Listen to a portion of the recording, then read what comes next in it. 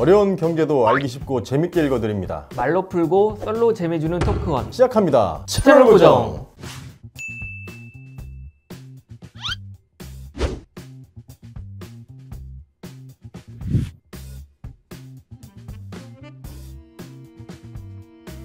신석영 연구원님 오랜만에 뵙습니다. 잘 지내셨죠? 네, 잘 지냈습니다. 저번에 토크원 출연하셔서 메타버스에 대해서 말씀을 해주셨잖아요. 그거 덕분인지 이 메타버스가 전 세계적인 광풍을 일으켰더라고요. 네, 맞습니다. 예를 들어서 전 세계 시가총액 6위에 빛나는 페이스북 같은 경우는 아예 사명을 메타로 바꿨잖아요. 그만큼 이 메타버스라는 주제가 올 한 해를 들었다 놨다 하고 있다고 말씀드릴 수 있을 것 같습니다. 오늘도 메타버스만큼 재미있는 주제 갖고 오셨죠? 기대가 큽니다. 지금 메타버스 못지않게 굉장히 핫한 주제가 바로 있는데요. NFT입니다. NFT? 요즘 이것 때문에 상한가 찍는 기업도 생겨나고 막 그러던데 정확히 NFT가 뭔가요? NFT를 이해하기 위해서 펀지블이라는 의미를 이해하실 필요가 있는데요. 펀지블하다의 의미는 대체가 가능하다는 뜻입니다. 달러 같은 화폐를 생각하시면 될 것 같아요. 달러에도 다 일련 번호가 붙어 있고, 그리고 이 일련 번호가 달러마다 다르지만 모두 같은 의미를 지니고 있잖아요. 이게 바로 펀지블하다는 의미입니다. 그렇다면 이제 논 펀지블 같은 의미는 대체가 불가능한 이라는 의미가 되겠죠. 예를 들어서 모나리자의 그림을 말씀드릴 수 있을 것 같아요. 굉장히 유사한 작품을 여러 개 그렸다고 하더라도 시장에서는 모두 다 다른 가치로 인식이 되잖아요. 그래서 이런 예술 작품 같은 경우는 non-fungible-하다, 그렇게 말씀을 드릴 수 있을 것 같아요.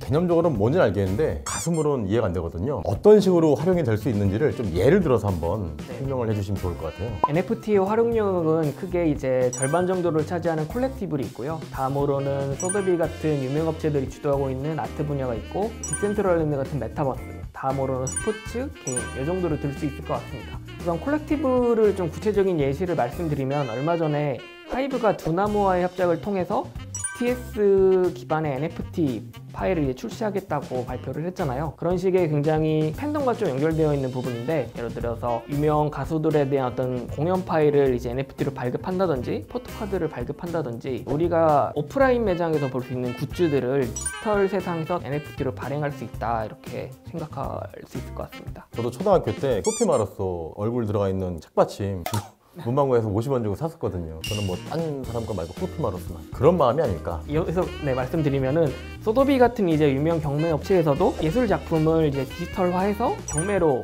출품을 했거든요. 근데 이제 NFT가 이제 결합이 되면서 NFT 기반의 디지털 파일의 가격이 정말 놀라운 수준에서 이제 상승하고 있는 걸 보여주고 있습니다. 이렇게 가격이 오르는 거는 말씀하셨던 것처럼 굉장히 희소하다, 더 이상 이제 복제할 수 없다라고 하는 그런 상품의 특징 때문에 기인하고 있지 않나 생각합니다. 그럼 소도비 같은 경우 예를 들어서 모나리자 그림을 경매에 내놨는데 디지털 자산으로 제가 그걸 샀어요. 예를 들어. 그러니까 소유권은 저한테 있잖아요. 일종의 보증서를 가지고 실물 모나리자 그림으로 바꿀 수 있어요? 그거는 좀 이제 어렵고요. 사실은 오프라인에 있는 그림이랑 디지털 파일로서의 자산은 사실은 다르게 인식이 되고요. 각기 다른 자산이구나. 예, 맞습니다. 그리고 이제 굉장히 재미있는 포인트가 뭐냐면, 그래서 이런 아트 분야에서 NFT 파일 같은 경우 오프라인 원작을 없애버리는 경우가 있어요.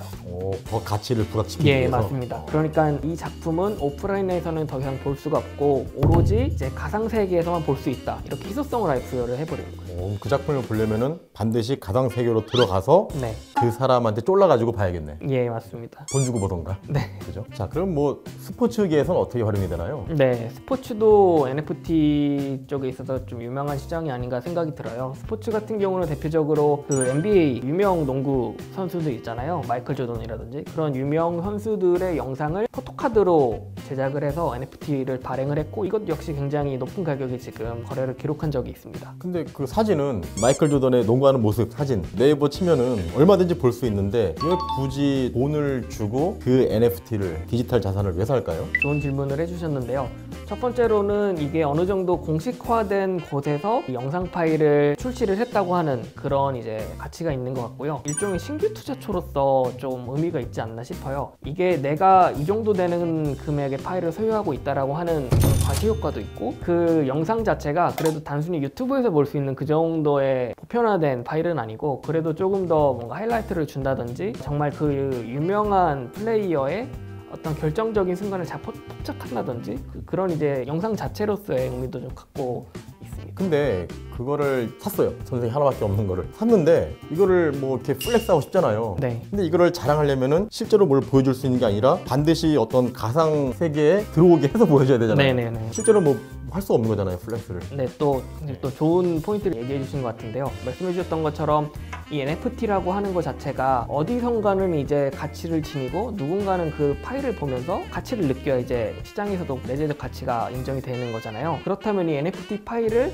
어떤 플랫폼, 어떤 가상의 공간에서 이것을 이용하느냐, 이게 굉장히 중요한 질문이 될 것 같고요. 아, 그럼 지금은 어떤 메타버스 플랫폼이 주류를 이루고 있나요? 가장 대표적으로는 디센트럴랜드를 말씀드릴 수 있을 것 같아요. 디센트럴랜드는 이제 부동산을 기반으로 한 메타버스 플랫폼입니다. 게임 공간 자체가 NFT로 이제 발행이 되어 있고 더 확장되지도 않고 복제되지도 않는 제한된 토지를 만들어 놓은 다음에 여기다 이제 이용자들이 뭐 은행을 열 수도 있고 뭐 카지노를 열 수도 있고 학원을 열 수도 있고 그런 식의 이제 메타버스 활동을 가능하게 하는 그런 게임입니다. 근데 우리가 서울 부동산에서도 볼 수 있듯이 부동산 가격이 다르잖아요. 디센트럴랜드의 공간에서도 다 이제 가격이 다른 거예요. 그리고 그 공간에 어떤 활동을 할 수 있느냐에 따라서도 이제 매번 이제 토지 가격이 바뀌고요. 그래서 이 토지 가격을 굉장히 높여 놓은 다음에 이걸 NFT로 발행을 해서 오픈시 같은 마켓플레이스에 이제 올리고 이제 사고 팔게 하게 됩니다.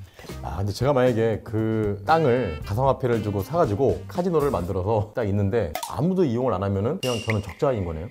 네, 적자가 될 수 있겠죠. 부동산에서 어떤 기반 시설이 있느냐에 따라서 가치가 달라지듯이 디센트럴랜드에서 이거 토지 가격 역시 굉장히 유동적으로 지금 바뀌고 있는 상황입니다.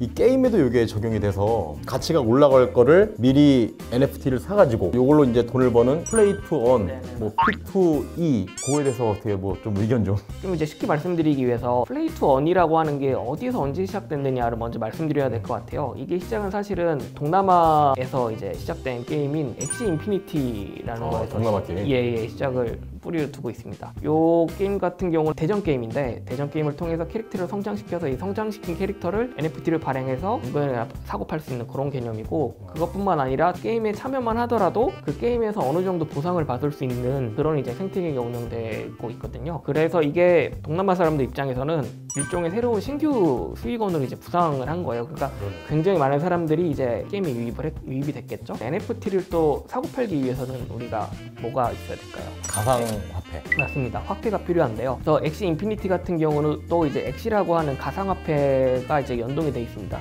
그래서 NFT로 생성된 이 아이템이 가치가 올라갈수록 게임에서 통용되는 엑시 역시 이제 가치가 동방상승하는 그런 생태계를 갖고 있거든요. 이게 P2E의 이제 기원이고 이런 이제 비즈니스 모델을 국내 게임 업체를 비롯한 많은 업체에서 지금 다 이제 도입하고 있는 단계입니다.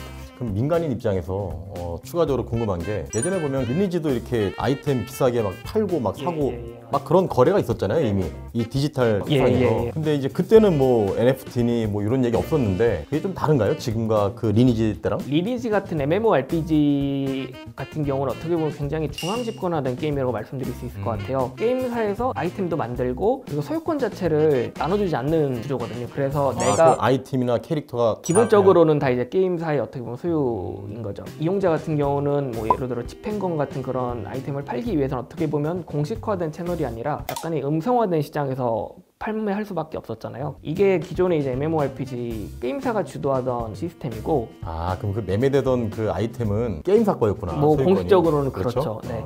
그리고 또 한 가지 문제가 됐던 게 그런 게임 아이템 같은 경우 또 확률형으로 굉장히 게임사가 모든 것을 좌지우지하는 시스템이었는데 지금 미르포나 엑시 인피니티 같은 게임 같은 경우는 게임에서 이용자가 만들어내는 아이템 같은 경우는 온전히 이용자의 소유가 되고요. 그리고 내가 이것을 그냥 공식적인 시장인 오픈시 같은 이제 마켓플레이스에서 얼마든지 사고 팔 수 있는 그런 이제 생태계가 이제 마련이 된 거죠. 아, 그럼 제가 지금 말씀 들어보니까 지금의 게임 산업에서는 NFT라는 게 이제 새로운 수익 창출원으로 각광받는 것이 그전 뭐 리니지나 이런 거랑 다르게 아이템이나 캐릭터를 소유권을 게임하는 사람이 가질 수가 있고 이거를 정당한 시장에서 사고 팔 수가 있다. 네네, 맞습니다. 그게 이제 다른 거죠? 예, 정확히 말씀을 해주셨고요. 그래서 어떻게 보면 국내에서 플레이 투 원 모델이 굉장히 또 주목을 받는 이유도 제가 볼 때는 뭐 리니지 같은 중앙 집권화된 게임에서 사람들이 갖고 있었던 피로감에 대한 반대급부가 아닌가 그렇게 생각이 들기도 해요. 그렇다면 완전히 처음부터 끝까지 내가 소유하고 내가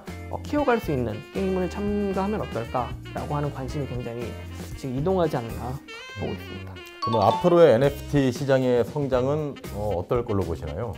NFT 시장 같은 경우는 이제 막 시작되는 단계가 아닌가, 앞으로도 굉장히 성장할 수 있는 가능성이 무궁무지 않을까 그렇게 생각을 하고 있습니다. 지금 NFT가 굉장히 활발하게 나타나고 있는 곳은 사실 게임이라든지 엔터테인먼트잖아요. 이런 분야 같은 경우는 사실 팬덤을 기반으로 하고 있는 쪽이고, 굳이 팬덤을 기반으로 하지 않더라도 금융이라든지 유통이라든지 대부분 산업에서 다 적용이 가능한 분야라고 생각이 듭니다. 지금까지 이제 좋은 말씀만 해주셨는데 이 NFT 관련해서 조금 조심해야 될 그런 부분도 있나요? 네, 물론입니다. 특히나 요즘 NFT가 일종의 테마주처럼 엮이면서 NFT가 스치기만 해도 오른다는 얘기가 실제로 그렇게 많이 올랐잖아요. 스치면 상한가. 네, 스치면 상한가. 맞습니다. 이 부분 같은 경우는 투자 관점에서 굉장히 좀 신중하게 접근할 필요가 있다고 생각이 들어요. 어떻게 보면 이 메타버스와 뭐 NFT 이런 것들이 굉장히 초기잖아요. 물론 이제 몇 개 이제 관련 주가는 많이 오르긴 했는데 꼭 이렇게 주식 가격을 볼 게 아니라 기업의 가치를 본다는 측면에서 볼 때는 메타버스랑 NFT는 아직 초기니까 개념을 확실하게 보고 거기에 대해서 좀 깊게 생각을 해서 이걸 가지고 어떻게 우리가 돈을 벌까 투자 아이디어를 한번 생각해 보는 것도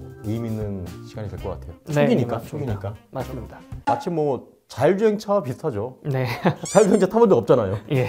거의 뭐 그런 거 아닌가요 지금? 네, 하지만 뭔가 미래에는 또 이제 가능성이 있겠죠. 그 다음으로 NFT와 관련해서 조금 더 이슈가 될 수 있는 부분은 저작권 문제입니다. 아까 말씀드렸던 것처럼 NFT라고 하는 것 자체가 디지털 파일에 대한 기술적인 소유권을 인정을 해주지만 제도적으로까지 이제 인정을 해주는 건 아니거든요. 한 가지 예시를 말씀드리면은 국내 예술 경매 업체에서도 이중섭 작가님의 소 작품 아시죠? 그 작품을 NFT로 발행하려는 이제 시도가 있었는데 실제로 이제 그 이중섭 작가님의 유족 측에서 우리는 이런 NFT 발급에 대한 것을 인정한 적이 없다 해서 결국은 무산된 적이 있었거든요. 이 예시에서 볼 수 있는 것처럼 무분별하게 NFT가 무조건적인 소유권을 보장한다 라는 것은 좀 주의가 필요할 것 같고요. 이 NFT라는 것이 실제로 얼마나 제도권에서 그리고 법적인 측면에서 완비되는지 그런 것을 좀 주목해서 볼 필요가 있다고 생각하고 있습니다. 타임머신 타고 잠깐 미래에 다녀온 줄 알았어요. 너무 흥미로운 미래가 다가오는 게 아닌가 싶은데요. 연구원님 덕분에 오랜만에 재밌는 상상을 많이 해본 것 같습니다.